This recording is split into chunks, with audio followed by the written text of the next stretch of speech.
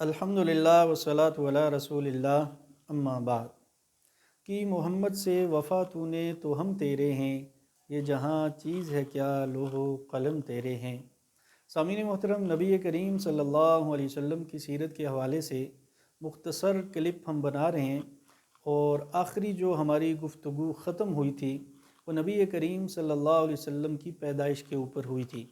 نبی کریم صلی اللہ علیہ وسلم کی پیدائش مبارک بعض روایات کے مطابق 9 ربیع الاول اور بعض روایات کے مطابق 12 ربیع الاول کو ہوئی، اور اس بات پر سب کا اتفاق ہے کہ ولادت مبارکہ وہ پیر والے دن ہوئی تھی۔ اللہ کے نبی صلی اللہ علیہ وسلم پیر والے دن روزہ رکھا کرتے تھے۔ صحابہ کرام رضوان اللہ تعالیٰ مجمعین نے وجہ پوچھی تو اللہ کے نبی صلی اللہ علیہ وسلم نے ارشاد فرمایا، اسی دن میں پیدا ہوا تھا اور اسی دن میرے اوپر وحی کا نزول ہوا تھا اور اسی دن میں دنیا سے اٹھایا جاؤں گا۔ تو اللہ کے نبی صلی اللہ علیہ وسلم کی جب پیدائش ہوئی تو اس کے بعد یہ دیکھ کر سارے قریش حیران رہ گئے کہ اللہ کے نبی صلی اللہ علیہ وسلم کا ختنہ پہلے سے ہوا تھا،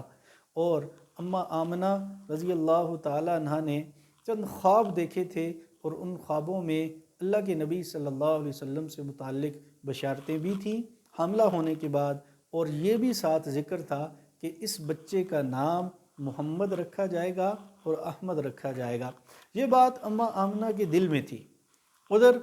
آپ صلی اللہ علیہ وسلم کے جو دادا تھے عبد المطلب، انہوں نے ایک خواب دیکھا کہ میری پیٹھ میں سے ایک زنجیر نکلتی ہے، اور وہ زنجیر سیدھا آسمانوں تک چلی جاتی ہے اور مشرق تک چلی جاتی ہے اور مغرب کی طرف چلی جاتی ہے، اور پھر قریش اور مختلف قبائل کے لوگ اور مختلف علاقوں کے لوگ اس زنجیر کے ساتھ لپکے ہوتے ہیں، اور اچانک وہ زنجیر ایک درخت میں بدل جاتی ہے اور اس کے ساتھ پتے نمودار ہو جاتے ہیں، اور ان پتوں کا نور، ان کی روشنی وہ چاند اور سورج سے بھی کئی گنا زیادہ ہوتی ہے۔ تو عبد المطلب دیکھتے ہیں کہ کچھ لوگ وہ اس درخت کو کاٹنے کی بھی کوشش کرتے ہیں۔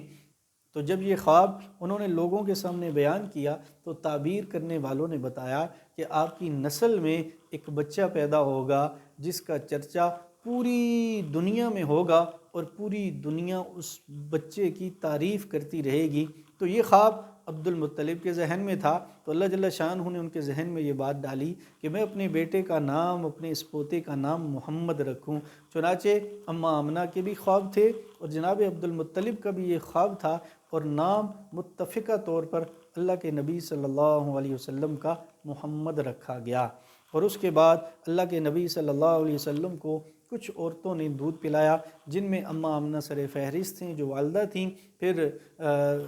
جناب صوبیہ تھیں جنہوں نے چند دن اللہ کے نبی صلی اللہ علیہ وسلم کو دودھ پلایا، اور اس کے بعد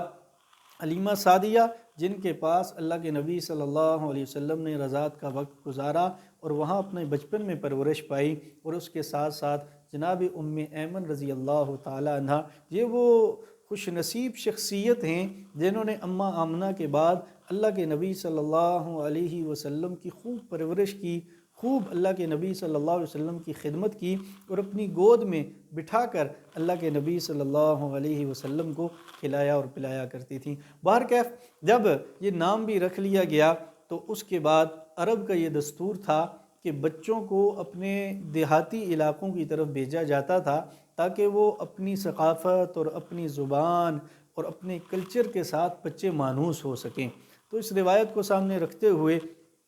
اللہ کے نبی صلی اللہ علیہ وسلم کو بھیجا گیا، اور یہ عجیب بات تھی کہ بنو سعد میں سے کئی عورتیں آئیں اور انہوں نے بچوں کو لینے کے لیے گھروں کا رخ کیا، کوئی کس گھر میں جاتی، کوئی کس گھر میں جاتی، لیکن یہ اللہ کے نبی صلی اللہ علیہ وسلم کے گھر کوئی بھی دائی نہیں آئی، کوئی بھی عورت نہیں آئی کہ یہ بچہ تو یتیم ہے، یہاں سے ہمیں کچھ معاوضہ نہیں مل سکے گا۔ حلیمہ سعدیہ خود اپنے بارے میں ارشاد فرماتی ہیں کہ میرے پاس ایک لاغر سواری تھی، میرے گھر والے کے پاس بھی لاغر سواری تھی، ہمارا ایک بیٹا تھا، اور حالت یہ تھی کہ آتے ہوئے ہمارے خاندان کی، ہمارے اس قبیلے کی جو عورتیں تھیں وہ ہمیں راستے میں چھوڑ کر چلی گئیں کہ تمہاری سواری چلتی نہیں ہے اور تم ہمارے ساتھ سفر نہیں کر سکتی۔ تو کرتے کرتے سب ساتھیوں نے حلیمہ سعدیہ کو چھوڑ دیا اور وہ پہلے مکہ میں پہنچ گئیں۔ تو حلیمہ سعدیہ فرماتی ہیں جب میں مکہ میں پہنچی تو جتنے مالدار گھرانوں والے تھے وہ سارے بچے عورتیں لے کر جا چکی تھیں۔ تو میرے دل میں یہ خیال آیا، میں نے اپنے خامن سے بھی مشورہ کیا کہ ہم ایسے کرتے ہیں کہ اس یتیم بچے کو لے جاتے ہیں۔ تو میرے خامن نے بھی تائید کی، ہم آئے، اللہ کے نبی صلی اللہ علیہ وسلم نے مجھے قبول فرمایا اور ہم اللہ کے نبی صلی اللہ علیہ وسلم کو لے کر جب مکہ سے نکلے تو میں حیران رہ گئی کہ میرے اللہ جل شانہ نے میرے جسم میں وہ قوت عطا فرما دی جو پہلے نہیں تھی۔ اسی طرح فرماتی ہیں کہ جو ہمارے جانور تھے، جو ہماری اونٹنی تھی، اس کے تھن دودھ سے بھر گئے اور ہم نے اس میں سے دودھ نکالا، اور جو دوسری سواری تھی لاغر اور کمزور تھی اس میں بھی جان آ گئی۔ فرماتی ہیں کہ جب ہم اللہ کے نبی صلی اللہ علیہ وسلم کو سواری پر بٹھا کر نکلے واپس، تو وہ عورتیں جو ہم سے پہلے مکہ پہنچیں اور بچوں کو لیا اور واپس جا چکی تھیں، ہم جب واپسی کا سفر شروع کیا تو ان سے پہلے ہم دوبارہ اپنے قبیلے میں پہنچ چکی تھیں۔